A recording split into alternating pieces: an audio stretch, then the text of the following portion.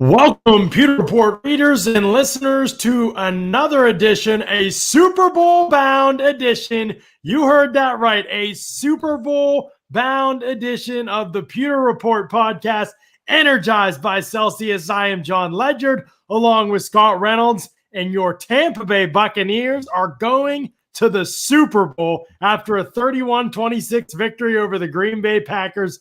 Boy, does that feel good to say, Scott Reynolds. Yeah, it really does. It's been a long time coming. Listen, we're not supposed to, to root for the team, right? We're supposed to be objective. If you heard my voice, I'm a little hoarse. I got to admit. Were you yelling a little bit? I was doing some yelling. Yeah, I was. And it's, John, when I first started covering the Buccaneers in 1995, I was a little spoiled, right? I walked in with Warren Sapp and Derek Brooks.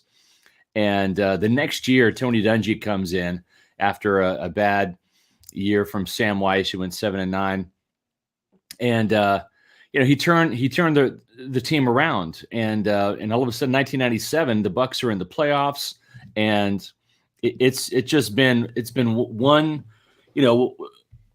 it's been a wild ride, and to see the Buccaneers make it to the Super Bowl in 2002 was an outstanding accomplishment for this team.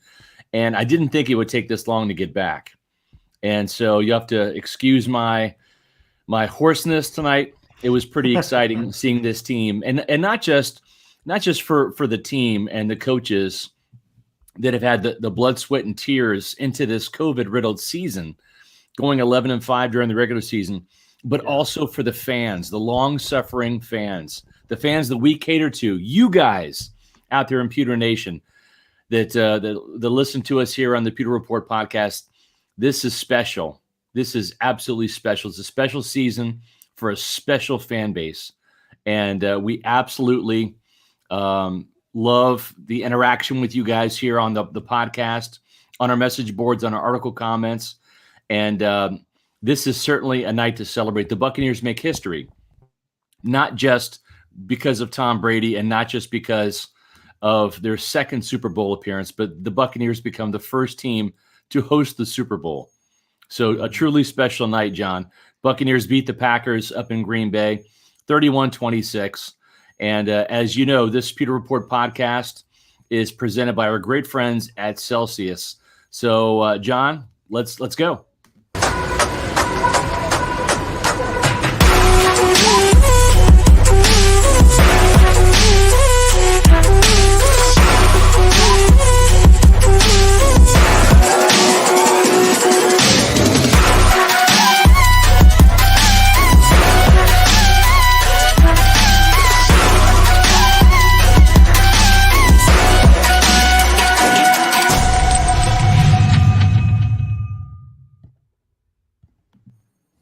John, this is really special. Our friends at Celsius, they sent this along, and this is what they call the orange sickle. Yes.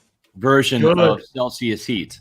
The orange sickle. Mark, you got a little orange sickle shirt on tonight for the Tampa Bay Buccaneers win. I got a little orange sickle. You do. Yep. Well, I tell you, I had this orange sickle. And it tastes just like one of those creamsicles, right? The actual creamsicle, tasty frozen treat, and another fantastic taste flavor by our friends at Celsius. I like the orange; it's my number one favorite. This has got that special kind of flavor to it that tastes just like a creamsicle, like a dreamsicle, if you will. They call it orange sickle. So make sure that you check this out. Our friends at Celsius, they're going to have some specials for Pewter Report readers later this week, so stay tuned for that.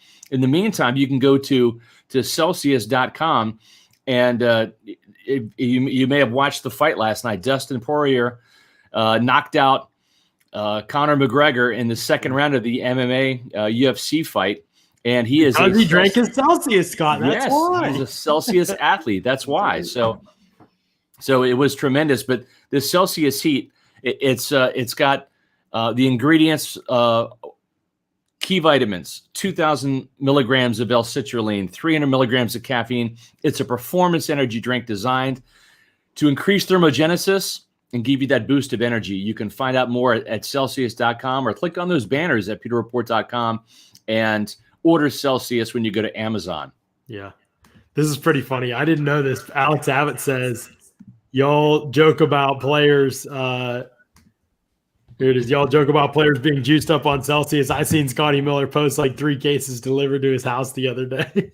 That's awesome. Maybe you heard about it on the podcast. Who knows? Some of the players definitely listen. So yes, they do. That's that'd be pretty funny if he did. But all right, so we got to jump into this thing, and we got to address the fact that I took the L this week, dropped to 17-2. Couldn't be happier about it. Literally, humanly, could not be happier about being wrong. I see a bunch of Bucs fans commenting on it. I appreciate y'all.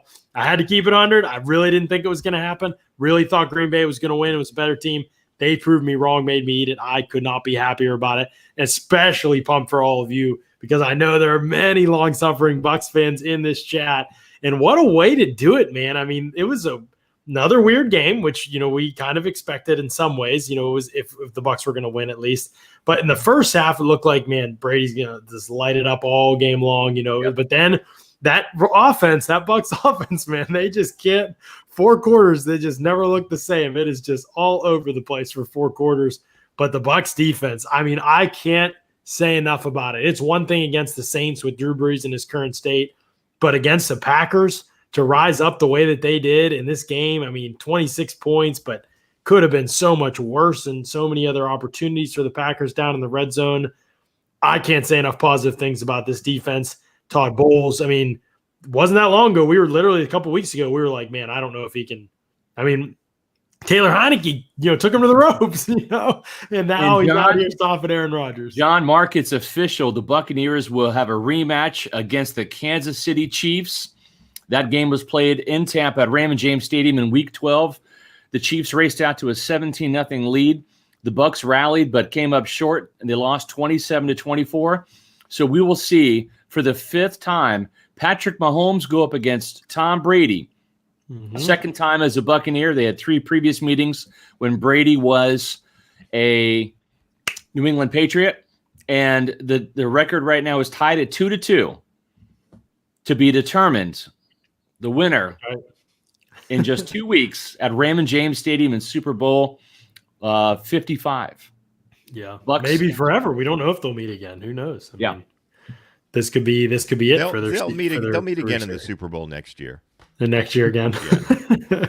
Certainly possible. I mean, certainly they're possible. The 2 best teams, definitely. Yeah, I mean, they definitely look like it right now for sure. I mean, this Bucs team in this game, to be able to do this without Antoine Winfield and without Jordan Whitehead for a good bit of the second half, at least against the Packers team that's basically throwing on every down. Man, it's amazing. I mean, Andrew Adams wasn't perfect. Mike Edwards was pretty close to perfect, actually. And I think the 2 of them combined to break up that pass right on the goal line at the end of the game. And just a great play that, in my opinion, just emblemizes exactly what this team's about. I mean, everybody has had a hand in this thing. I'm writing about it for a post-game column that'll post either tonight if I get crazy or tomorrow morning.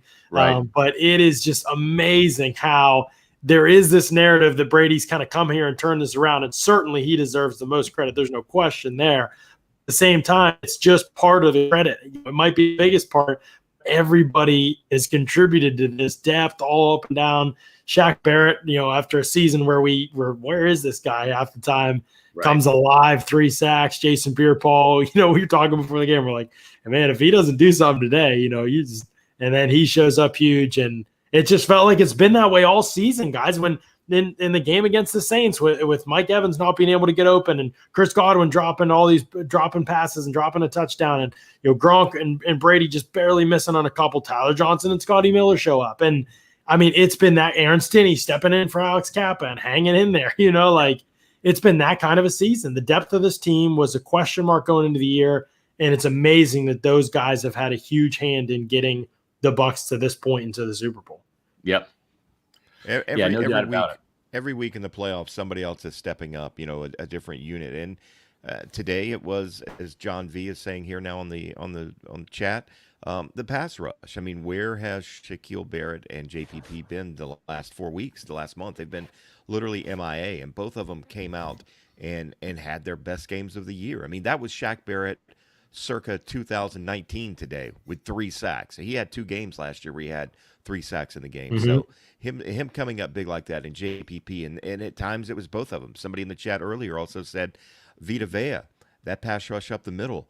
The pressure that he was getting up the middle kind of flushed Aaron Rodgers out to the edges a little bit, where Shaq Barrett was able to collect at least one of those sacks was directly because of the pressure that Vita Vea brought up the middle. So, and Sean Murphy Bunting coming through again with another, after I already had him on the most disappointing list.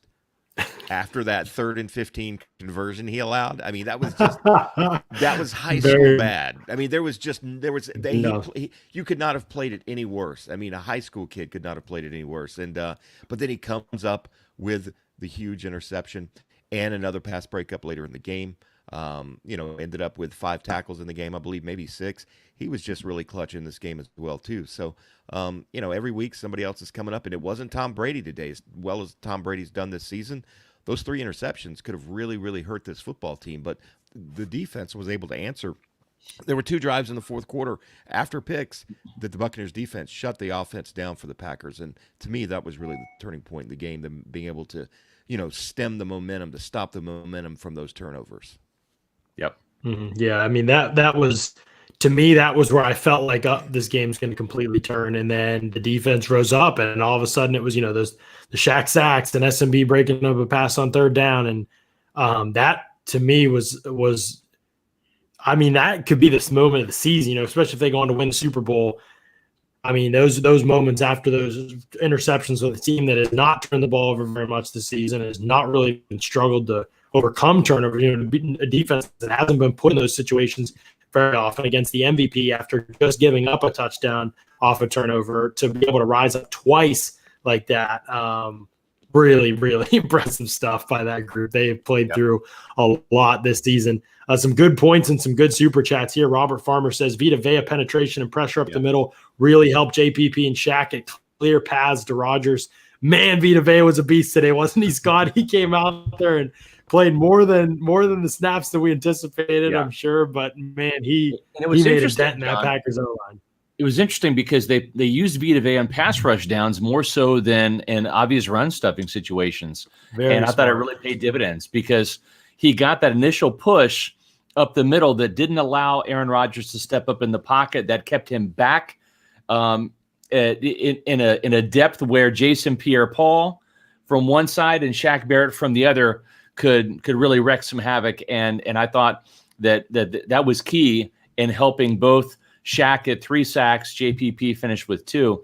They've now sacked Aaron Rodgers 5 times in each of these last 2 victories against the Packers. And Vita Vea's presence was big today. He didn't play, obviously, in that Week 6 game because he got injured in Week 5.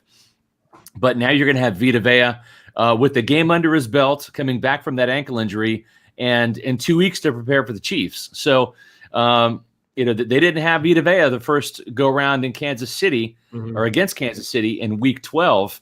So maybe Vita Vea is the difference maker. So we appreciate all these super chats that are rolling in. Do I have to shave my beard? I mean, am I allowed to shave my beard, or do I have to keep it is what I'm asking? Because I think you should keep it. It's a good look for you anyway. No, it's not. My face looks twice as wide as normal. Well, I mean, but listen. That's not a bad thing. It's not a bad thing. No. You're 50 years old, Mark, so it's all downhill. I jumped off the good-looking fashion train months ago anyway. It doesn't matter. There you go. Dragon Lope. Appreciate the super chat. Let's go Nears. Take my money. Super Bowl is ours to win. Should be a healthy Bucs team, too. Hopefully we can plan for Kelsey. Speaking of injuries, significant injury tonight. Yeah. Eric Fisher, left tackle for the Chiefs, Achilles injury. Not sure if it's ruptured, but it sounds like it's a season-ending Achilles injury.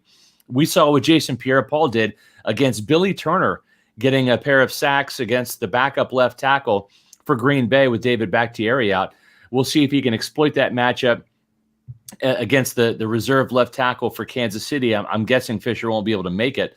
But that was one of the matchups that I thought that really favored the Buccaneers, was Jason Pierre-Paul versus Billy Turner. Another one was Mike Evans against Kevin King. And we saw him exploit Evans, or exploit King for a 15-yard touchdown to give the Buccaneers a 7-0 lead. Then King got victimized by Scotty Miller, and I think was the play of the game right before halftime, that 39-yard touchdown. Very reminiscent of how the Bucs scored against the Las Vegas Raiders right before halftime. Mm-hmm.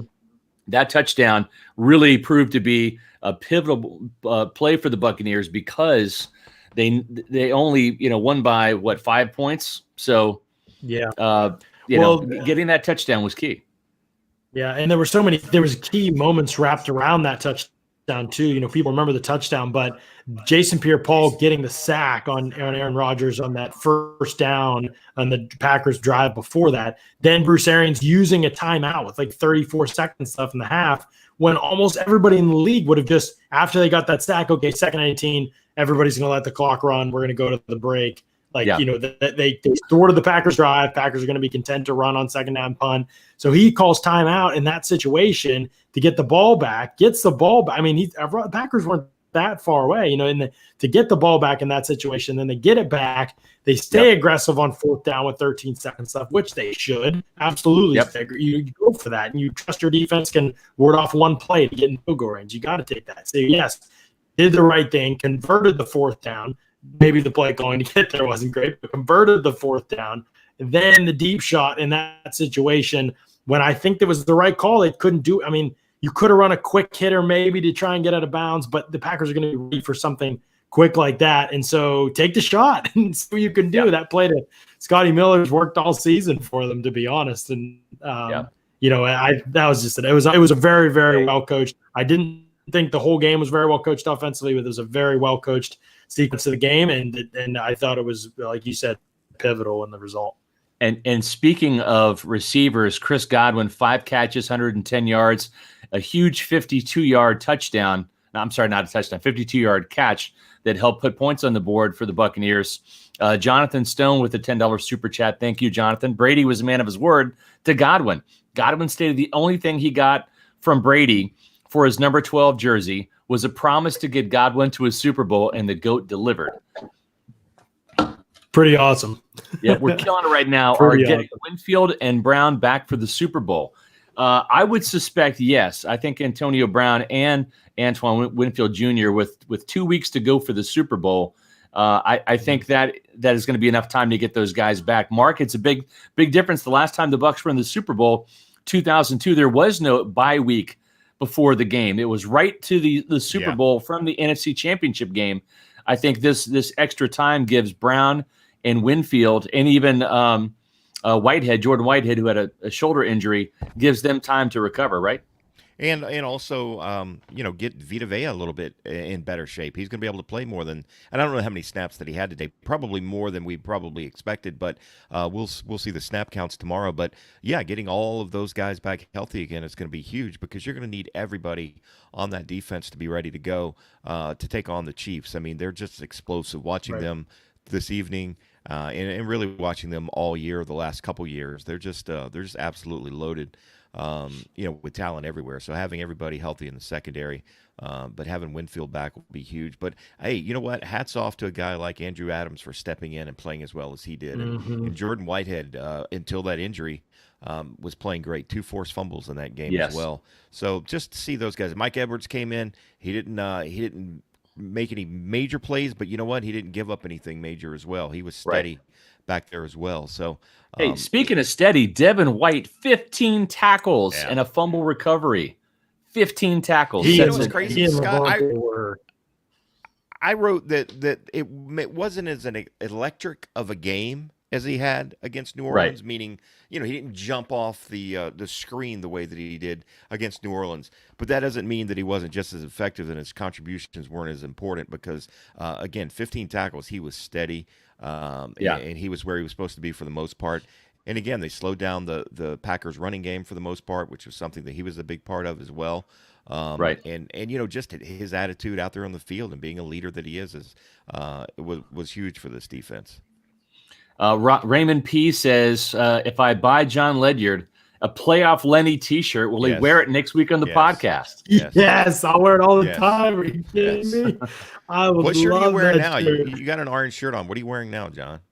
It's just a green shirt. It's just an orange colored shirt. Yeah, I just wore it. I wore it. Yeah, throwback representation. I saw somebody ask if that's why we were wearing these. I don't have all the old Bucs gear like you guys have, so I have to get creative. This is a new one. My mom bought this for me last Christmas, and it's funny. I've told Scott this before too, and we get this a lot because we cover the team. There, people are, "Oh, you got to be so excited," but we're fans to a degree, but we're journalists first, right? So I don't wear Buccaneer memorabilia out there. But my mom just doesn't understand that because growing up, I mean, she bought. I had the footy pajamas from Sears in 1979 and the robe, But she still thinks I still wear it. But I'm glad she did because I was able to wear it for this podcast.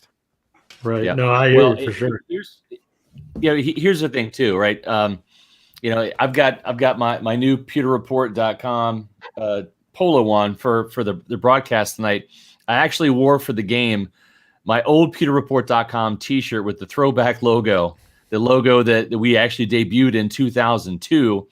And that was the year the Bucs won the Super Bowl. So I wore that old holy t-shirt of mine that is now, 15 years old or however long it's been. Probably longer than that. Animal with a $10 super chat. Woohoo! Great day for Tampa Bay. I was curious. How do you think Vita Vea did? I thought he did fantastic in the snaps. John, you're going to get us the snap count tomorrow morning on exactly how many plays Vita Vea was out there for, but I thought he really impacted the Bucs pass rush. He wasn't out there that much for run stuffing downs, but he really made his impact there in the pass rush department.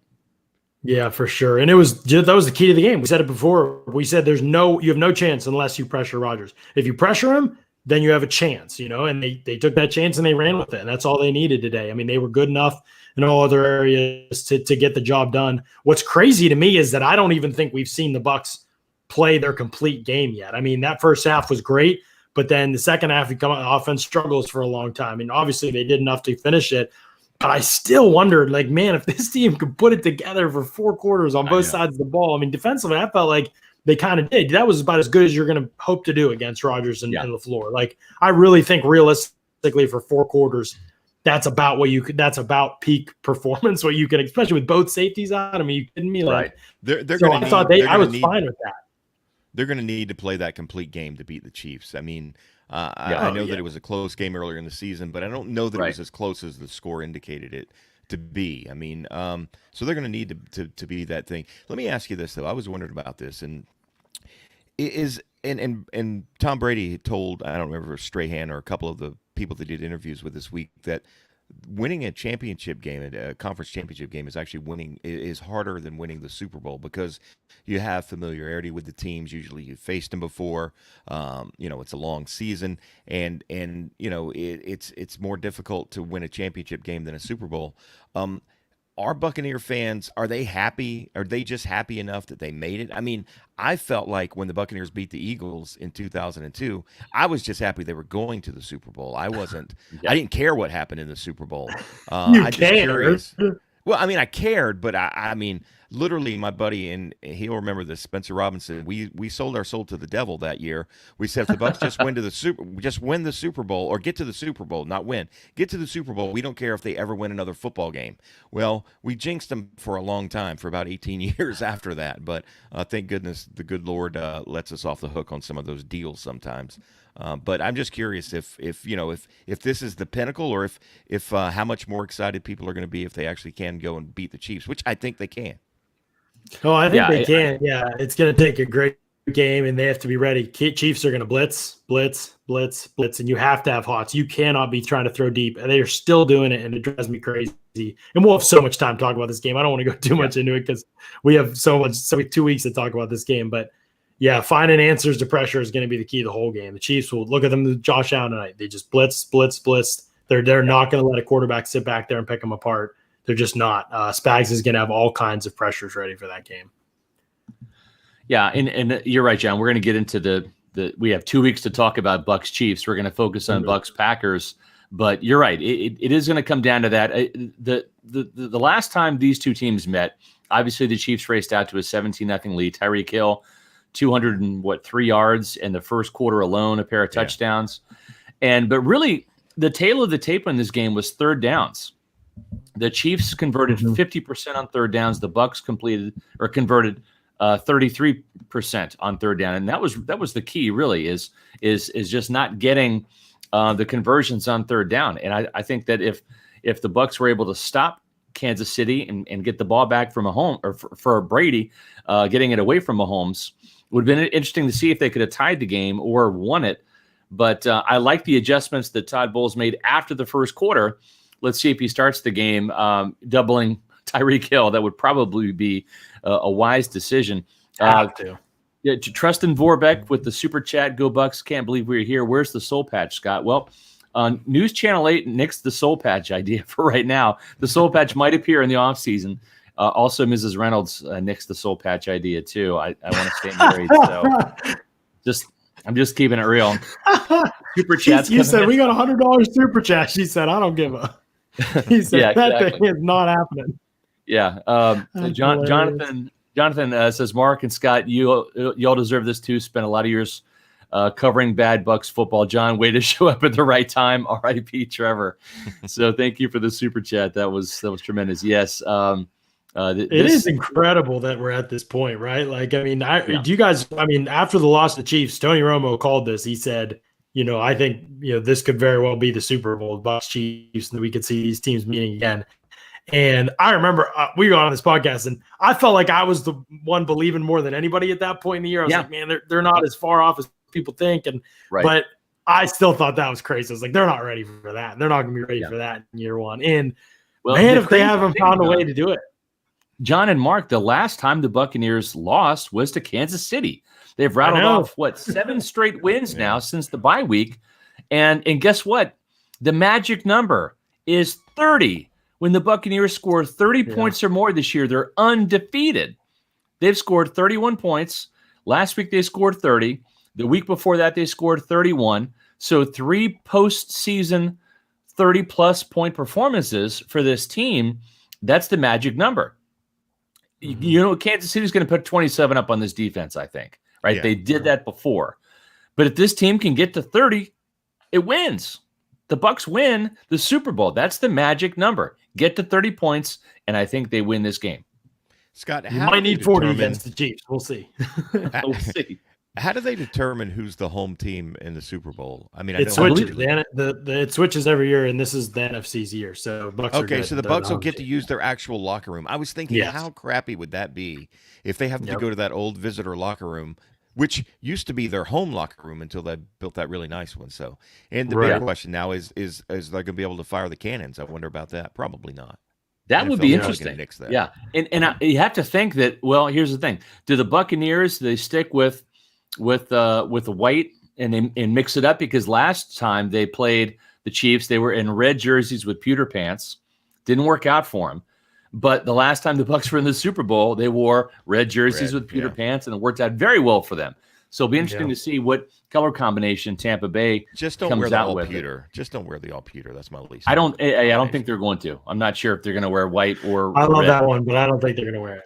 Yeah, white. Have they worn white and pewter for every playoff game? Come out with this. What's that? No, they were red and pewter against the Washington football team.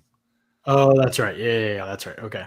Yeah, I mean, to me, this game, everybody's doing like, oh, Brady, is he clearly the best? I mean, he's clearly the best before. I don't know why we revisit this conversation every year. I think it's because there's no conversation to move on to. Like, once you've clearly been the GOAT, like, there's nothing else to talk about. So we have to just bring it up again every year. Like, oh, is he the GOAT now? Like, he's been the GOAT. Like, it's the way that it is. And so, but this game, I mean, definitely there's something to be said for what this happened this season and Brady's legacy. It's just adding to it. I thought it was already clearly the best of any quarterback that we've seen, of any football player NFL player that we've ever seen. Now it's just about adding to it, and this is another huge addition to that, right? To be able to come in this year, I mean, with the way that the season has been, and not have in a new system that is, I mean, everywhere Arians has been hard on quarterbacks. Quarterbacks throw lots of picks, hard on receivers, hard on communication. There's lots of option routes, being on the same page, reading things, tons of high degree of difficulty throws downfield throws. Brady leads the league in 20-plus yard air throws, completions, tight window throws. Like, this offense just asks so much physically of a quarterback, not to even mention mentally with what you have to process and decipher against pressure. Look at the third interception for an example of this. They've got a blitz coming. They've got a 7-man protection in.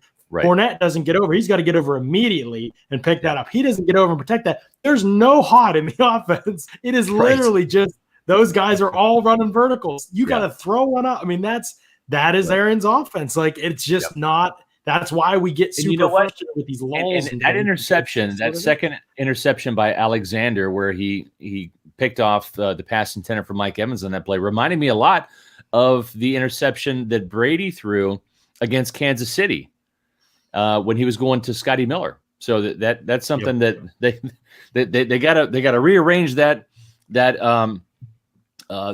and get a hot in there for Brady in that type of situation. You can't have the hot read be chucking the ball 25 yards down the field. Trustin with another super chat. Boy, you've been coming through tonight big time. I appreciate it, man. I've been to Arrowhead. It's loud. I've been to Arrowhead too. I grew up in Kansas City. My first NFL game was at Arrowhead. I used to watch the Chiefs, Derek Thomas, Neil Smith, Deron Cherry, all those guys.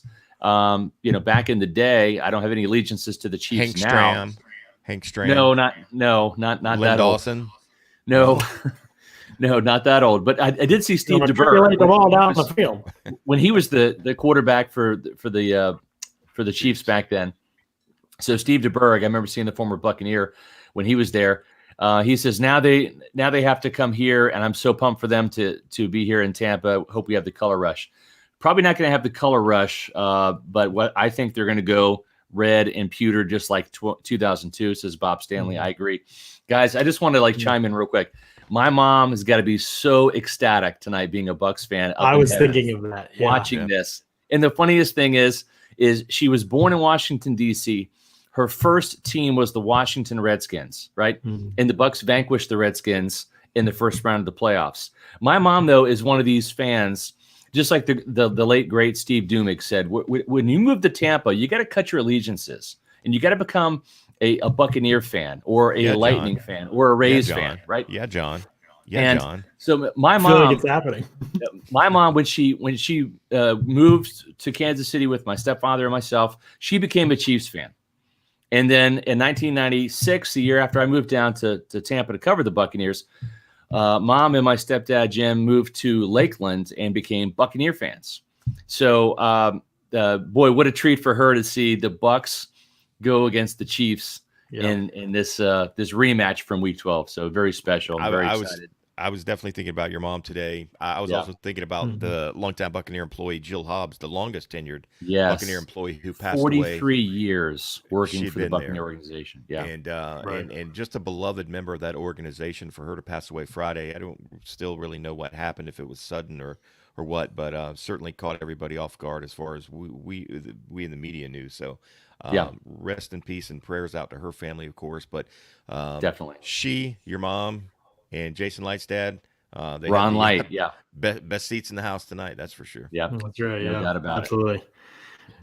Man, it was and just speaking about Brady's legacy again. I mean, it was kind of incredible. I mean, the way that game happened was, and this is kind of what I'm writing about, but it was kind of a reminder that as good as he's been this season, even in the second half, like everybody, it's not in the NFL. It's just not going to be one dude carrying a team. People like say, oh, Holmes, this, that. He's got literally the best play caller, and this isn't to take away from him at all. That's what people need to understand. When we have these arguments about greatness, it's not to take away. Like, the fact that we do this Brady versus Belichick thing is so stupid. Like, clearly, Belichick was an amazing coach with amazing defenses. Clearly, Brady was an amazing quarterback. We don't have to overthink that. It's the same thing with Mahomes. It is a team sport. He's got the best play caller and the best offensive mind in the league right now in Andy Reid, and he's got probably the best tight end, or at least this season with Kittle hurt, and one of the best, maybe the best wide receiver with Tyreek Hill in the league. Like, that is a team sport. Like, you think he's as good without those guys? And it's the same thing with Brady. Like, he can't do it by himself either, and in this game, he did in the first half, despite bad play calling and plenty of drops and tons of third and long situations. He was unbelievable. And it was the only reason they were they had that early lead, and everybody will put some of the things in the second half on him, but you got to the full context when those things happen and not be controlled by recency bias.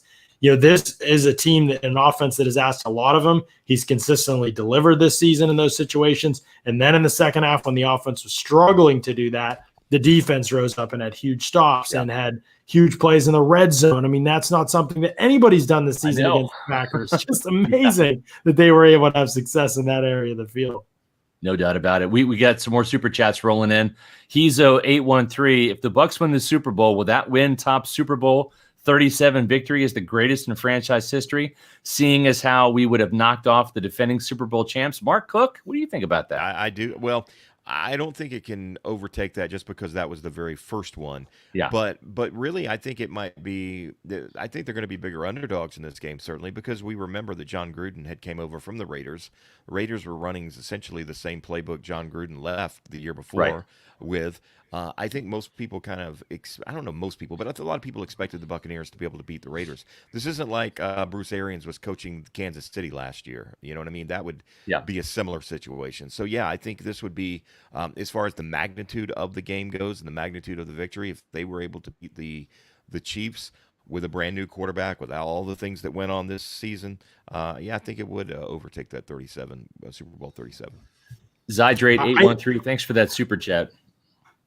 I think it would be a more impressive. I think it would be more impressive. I don't know whether it's as meaningful to the franchise. I can't speak to that. I think there's probably always something to be said for the first one, but I just think the Chiefs are just they're just incredible. Like they literally just sleepwalk through the season, and I just don't know team than the Raiders were. Yeah. That's the simplest way to put it. Yeah, there'd be more impressive. Plus, their quarterback's 43 years old. Yeah, the interesting thing is you got to remember, it's like Charlie Garner had a great season in 2002 for the Raiders. Rich Gannon was the league's MVP that year. Yeah. But the magical thing for the Buccaneers in 2002, aside from John Gruden challenging the defense to score 9 defensive touchdowns, which they did with 3 Super Bowl touchdowns. An amazing accomplishment. But in 2002, the Glazers didn't trade for John Gruden until February, not January, February. And so he had to bring in all these offensive coaches. He wasn't able to take his staff with him from Oakland, if you remember. So he had to assemble this offensive staff, the defensive staff. Monty Kiffin and those coaches were intact, but he had to get this offensive staff together. And then, as fate would have it, John Gruden goes up against 3 teams that ran West Coast offenses that he had coached for. San Francisco with Steve Mariucci, Andy Reid with Philadelphia, and then, of course, the Raiders, his former team, in a storybook type season. And guys, we're seeing as kind of the same storybook type season here with Tom Brady in his first year in Tampa Bay, leading the Buccaneers back home to a homecoming game against the Kansas City Chiefs in a rematch of that Week 12 game. It's going to be crazy when the Buccaneers beat the Chiefs and Bruce Arians and Tom Brady retire. That's going to be crazy. I really don't. That's a funny thing. You couldn't have a greater story. In all seriousness, I was on CBS Sports Radio right after the game, and the host asked me that, and I started thinking about it. I mean, if you took this script, right, that Tom Brady comes after 20 years, comes in during a COVID year, doesn't have a chance to do anything. Buccaneers win a Super Bowl in their home stadium. Hollywood scriptwriters would say, that's not believable. We're not making that movie.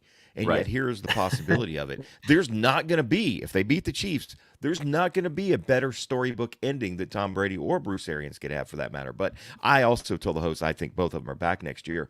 But I did say if one of the two were not to be back, I would almost hedge my bet that it would be Bruce Arians. Again, I think he's back. I think Tom Brady's back. But Bruce Arians might be the guy that if you had to pick one of the two to bet on that might not be back, I would say Bruce a little bit over Tom. But I think they're both back. Even if they win this year, I think they'd love to do it back to back. And why wouldn't they be favorites again next year? Right. That's the thing. You know, I mean, it's like when you look at the Super Bowl, if you have this team, if the Bucs win or lose, I would like to think you want to come back. You know, I mean, why not try to go for it again? I mean, Super Bowl teams only come around so often, unless you're the New England Patriots. Then you got Tom Brady. So why would you not want to play another year with Tom Brady?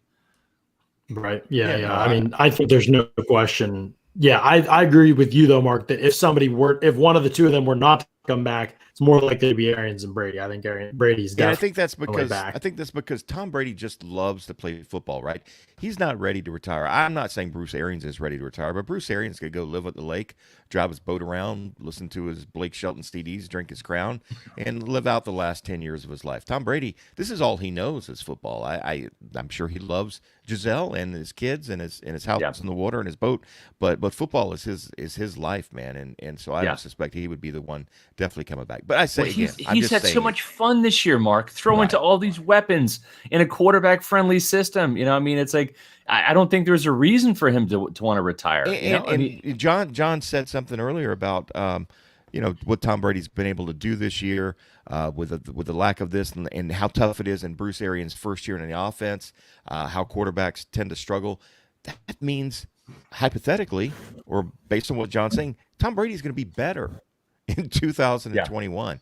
That's got to be scary for the rest of the NFL. They got to hope that his arm falls off or he has a boating accident or something like that. Because if not, I mean, this guy might throw for 5,000 yards next year and he could 50 touchdowns. Look out when Tom Brady has got a full offseason to work with these guys and get even better. Trustin comes through with the super chat. Lakeland after Newport Richie. Shout out Newport Richie. Happy to hear y'all tonight. Last super chat. Love y'all. Go Bucs. Can't wait to hear the Champs pod. Well, hopefully that's coming in 2 weeks. We greatly appreciate you coming through with the super chat, Trustin, and every Buccaneer fan that's bestowed upon us some super chats. So we got Lakeland here in the house tonight. It was kind of a curious approach for this game, though, Scott. I mean, the Bucs came out and we thought, okay, they did that whole run the ball on every first down thing against the Saints, but there's no way it's going to be that run heavy again. And it was that run heavy again, and it was even more unsuccessful than it was against the Saints. Yeah. I mean, almost laughably, it was literally, I was laughing at the end of the game that they were still doing the same thing on first down, clearly having no success, getting no push. I mean, the O-line deserves plenty of blame too. They were not getting stuff done, period, in the run game. They weren't moving people. They weren't creating a push at all. And it just really into the Packers' hands. And sure enough, like it didn't end up costing them. They made enough plays in the game, obviously, to figure things out. But it was a largely unsuccessful approach to the run game again.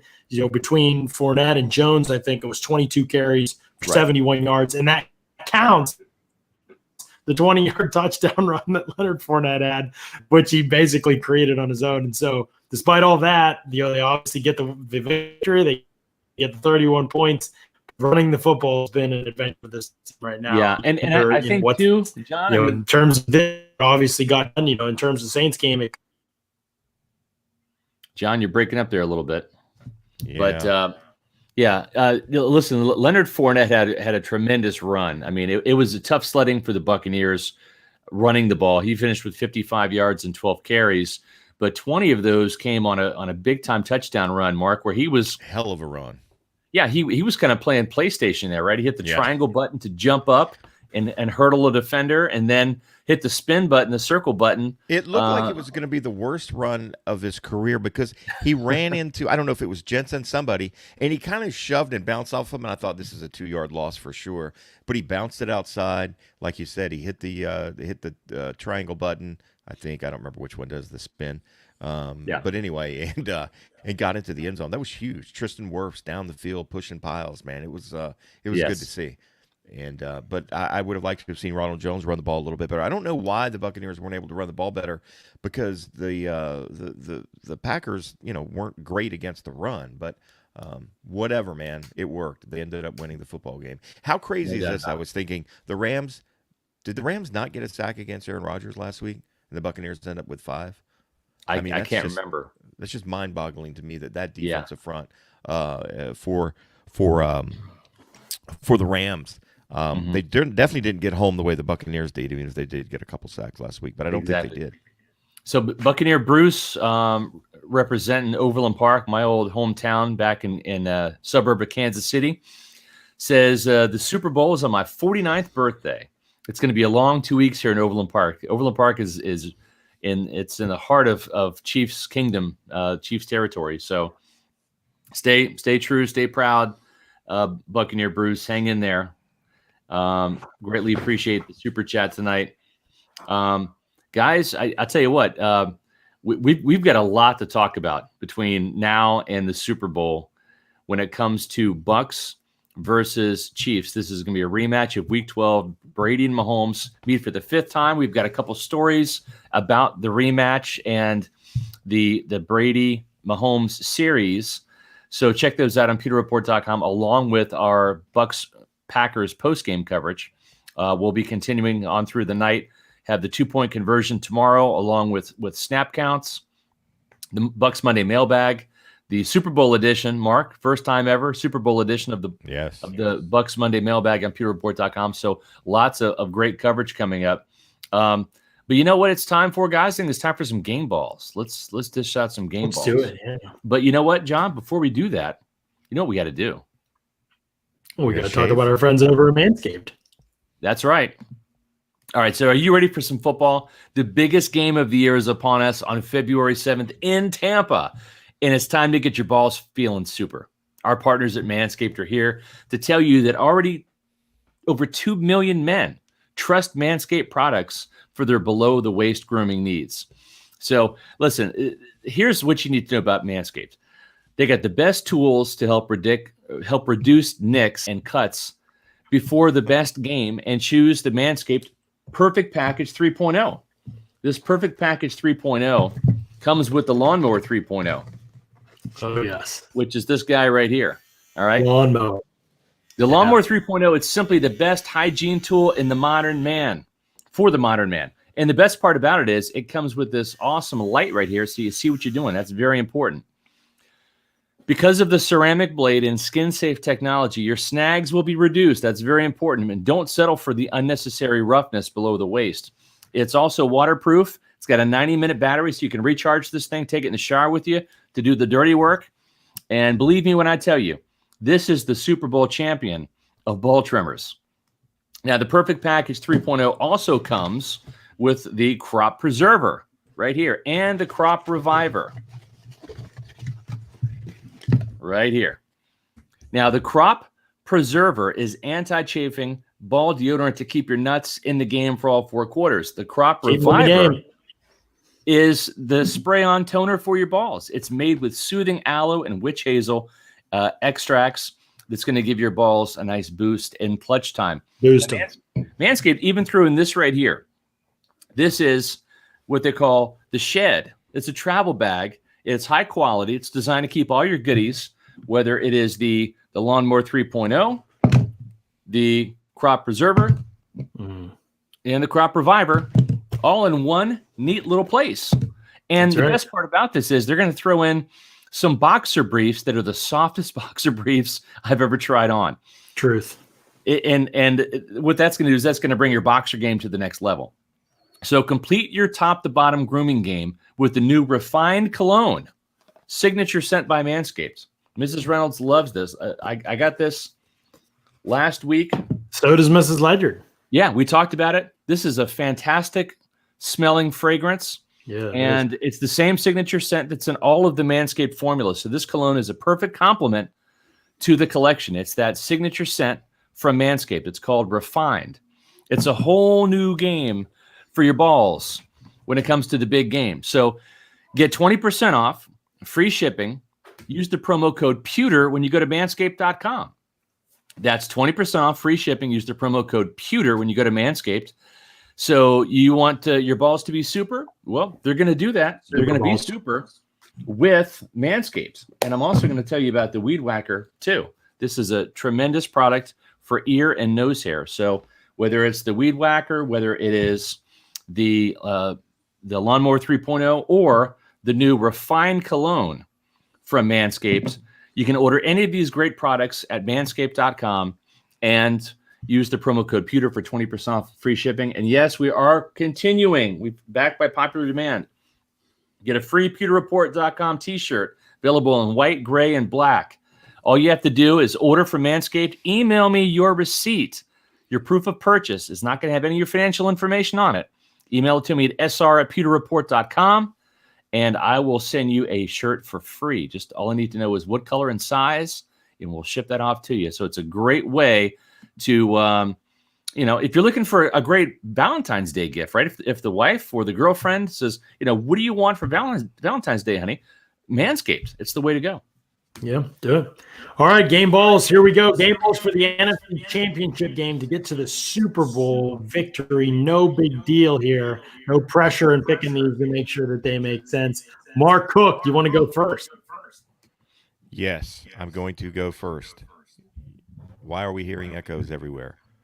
Oh, well. We're not. Sure. You're good. Maybe it's just me. I'm going to go offensively. Chris Godwin is my guy. Chris Godwin had a terrible drop there in the first quarter, came back with a tremendous catch on a deep ball where he had to adjust, go up, come down with the ball. Ended up being the leading receiver for the Buccaneers. So I was really excited to see him bounce back, and hopefully he'll have that confidence to be back moving forward into the Super Bowl, because they'll need him to play very, very well if they're going to beat the Chiefs. Defensively, too simple. It's too easy. Shaq Barrett. I mean, a guy that I've been complaining about for the last month. Where's he been? He's, costing himself millions and millions of dollars. Boy, he sure showed up at the right time. The Buccaneers needed every one of those 3 sacks from him. Also the 2 by JPP, but they needed all 3 of those to be able to slow down Aaron Rodgers and that Packers offense. So Chris Godwin, Shaq Barrett, those are my 2 game balls. And I'm going to go spray some some ball spray in a little while. I forgot about that today. I need to do that. There you go. All right, I'm going to go with mine. And you know what I'm going to do? I'm going to switch it up. I'm going to recognize a great play by Leonard Fournette, a great catch by Chris Godwin, a great touchdown by Mike Evans, and a great touchdown by Scotty Miller, and some great sacks and a great pick by Sean Murphy-Bunting. But I'm going to give the game balls to Bruce Arians and Todd Bowles, offensively and defensively. Bruce Arians has, he's been outcoached sometimes. We've talked about that. I think Bruce Arians done a fantastic job with game management, especially in this game. It didn't look like it for a second when he called a timeout, but he had that premonition that Sean Murphy-Bunting was going to intercept the pass.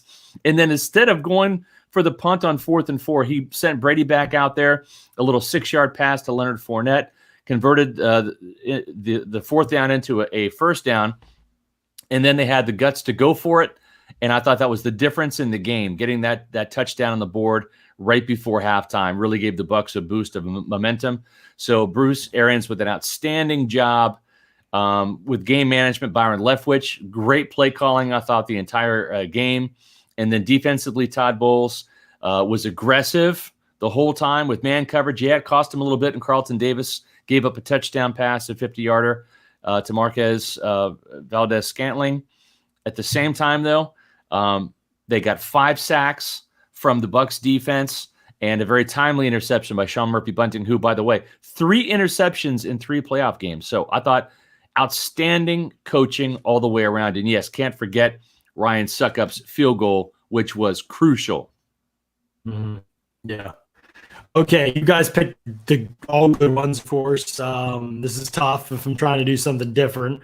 Offensively, I mean, there's not a whole lot to choose from. I know Mike Evans finished with 351 and a touchdown, but I don't think I can pick him with the way that he played down the stretch in the game. But also Brady had the turnovers, even though Brady was probably the catalyst for the victory because of his first half performance. In the second half, wasn't quite as sharp in that game. I mean, I think the offensive line definitely deserves a shout out. So I'll give them the game ball on that side of the ball, because I think that, the protection all game was pretty good. But then it was really when they did get protection, it was usually off blitzes and confusing other members of the protection group, Fournette, like on the third interception. And so I think that the offensive line played really well. They continue to take away other teams' best pass rush. Zadarius Smith was not highly impactful in this game. He did beat Ali Marpet once, I noticed early in the game, but overall, I felt like the offensive line took away what Green Bay wanted to do as a pass rush group. We knew Green Bay wasn't going to blitz a lot, so it was really going to be about winning those matchups one-on-one up front, and they didn't do that throughout most of the game. The best 2 members were Tristan Wirfs and Donovan Smith. I really think Donovan Smith might be outplaying Ali Marpet in the playoffs, and that is just ridiculous. I don't know how to even. I mean, and I've been his biggest fan, but that's crazy that that's happening, and he's putting it together the way that he has. Me and Tristan Wirfs were unbelievable in this game, and even Aaron Stinney, and the sack that he gave up, it was really a coverage play. I mean, he got kind of run over slowly. It certainly wasn't a great rep, but that's what for your fourth interior offensive lineman or fifth or whatever he was at the beginning of the season, that's still a good enough rep to win, and he's given him a performance that you can win with. And out in space a few times, Ryan Jensen was big in this game. The Gronk screen that was a huge play in this game. He was able to get out in space and not block a guy in the back, which was huge, but work his way around in front and get him from the side and turn him. I just thought they played a great game, heads up, clean. They were really impressive. Defensively, you guys named a couple really good ones. Wait, Scott, who did you name again? Defensively? Well, I just gave it to Todd Bowles. I just thought that he did a great job applying pressure. Obviously Shaq Barrett with the 3 sacks, JPP with 2, Sean Murphy-Bunting with the clutch interception. Yeah, lots of playmakers, but it was that aggressive play calling that I liked from Todd Bowles. It really put the pressure on the Packers the entire game. Well, I think for me, it's Sean Murphy-Bunting. You're dead on about Bowles, and and Mark, you're dead on about Shaq Barrett, and then you could pick JPP, Vita. But to me, I love Sean Murphy-Bunting's story, man. To me, like, he's what football is all about this season. Like, he clearly did not have a good year. I was saying, like, this is a guy you have to sit down if you want to have a chance in the playoffs. You have to be able to play other people at this point in the season. He's crappy, man. It's just not likely. I didn't think he was going to get better. And man, if he just has kept battling, and he's still technically he grabs guys, and I'm not saying I'm picking him, in my top 40 corners in the league or 50 corners in the league or whatever. I'm not saying that right now at all, but I'm just saying I love the story because it's what sports and football is all about. It's a guy that struggled, and it really had to kept picking himself up all season, and they kept believing in him. They didn't quit on him. They didn't bench him. They didn't, that could have been the wrong move. I'm not saying even that there weren't times this season where they should have done that, but they stuck with him, and he responded in the playoffs with an interception in 3 straight games. That's incredible on many levels, but largely because he wasn't even a big interception guy before this in his career. And so just the fact that he stuck with it in that trajectory, and he makes the interception. And I know people are like, oh, it was a hold. I mean, yeah, like technically, but that happens all the time. That was not an egregious hold or anything like that. It's just getting blown up because it was a playoff game. And then he broke up the pass on 3rd down after the turnover. That was a huge play in that game. Again, like people like, but Lazard's pushing him too. I mean, that's just part of it within 5 to 10 yards. And so that's I think that he deserves a game ball still. And also too, we should recognize Jordan Whitehead, 2 forced fumbles, including a key fumble that was recovered by Devin White. His second fumble recovery in as many weeks. White finished with 15 tackles. Just a fantastic job today. This defense continues to play complementary football as the offense still carries this team, but the defense doing its part. So that's fantastic. Guys, it's been a fun night. Bucs and Chiefs, Patrick Mahomes versus Tom Brady in Tampa, Raymond James Stadium, February 7th in 2 weeks. We're going to have all the coverage from that game starting now from PeterReport.com for the next 2 weeks. So check out PeterReport.com's coverage. You know what tomorrow is, guys? It's Victory Monday. We're going to have another podcast for you. 7:30 tomorrow night, a Victory Monday podcast where we're going to do a lot of Q&A. So bring your questions. We're going to have a lot of injury updates for you about Antonio Brown, about Antoine Winfield Jr., about Jordan Whitehead, et cetera, et cetera, et cetera. So stay tuned to PeterReport.com. Be sure to follow us on Twitter. If you haven't subscribed to us on YouTube yet, what are you doing? Do it now. You're here watching us on YouTube. Just go to Peter Report TV. If you're not on YouTube, click the subscribe button. It's free. And then click on notifications, and you'll find out when we're live. So very happy for the Buccaneers. Very happy for Jason Light, who's really built this team. Not from scratch, but not many Pretty guys from 2014 on this roster right now. So for Mark Cook, for John Ledyard, and for everybody at PeterReport.com, for you Buccaneer fans, this one's for you. Your Buccaneers are Super Bowl bound, and we'll see you tomorrow night, 7:30, for another edition of the Peter Report podcast. Out.